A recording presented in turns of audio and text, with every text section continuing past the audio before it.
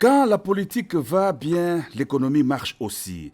C'est en ces termes que le représentant des commissionnaires de diamant Albert Kalonji Ditunga s'est exprimé au Palais de la Nation à l'issue de leurs échanges avec le chef de l'État Félix Antoine Tshisekedi Tshilombo. Pour la délégation des diamantaires, seule l'union sacrée de la nation permettra au pays de mieux assurer la relance de l'économie. Le Centre de réflexion juridique de la lutte contre la corruption a tenu à apporter aussi sa contribution à la réflexion sur la constitution de l'Union sacrée de la nation. Pour le chef de la délégation Franck Kalolo, le président de la République a besoin des animateurs des institutions soucieux de l'accompagner dans sa mission pour le bien-être du peuple congolais. L'Ordre national de médecins vétérinaires n'est pas demeuré en reste. Une délégation de cette corporation a exprimé au chef de l'État sa volonté d'apporter la pierre à l'édifice dans la démarche pour l'instauration de l'Union sacrée de la nation. Reçu à son tour, le président de l'intersyndicale nationale du Congo suggère la dépolitisation de la gestion des entreprises de la RDC.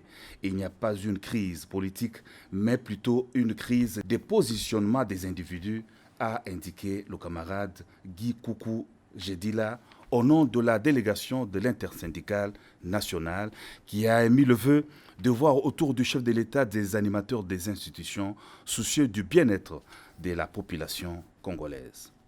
Les communautés religieuses ont aussi salué l'idée du chef de l'État sur la création de l'Union sacrée de la nation.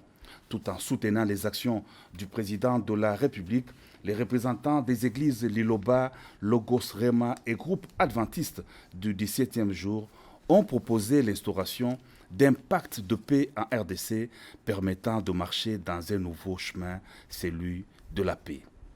Le Grand Équateur a répondu massivement à l'appel à l'union sacrée de la nation lancé par le président de la République Félix Antoine Tshisekedi Tshilombo.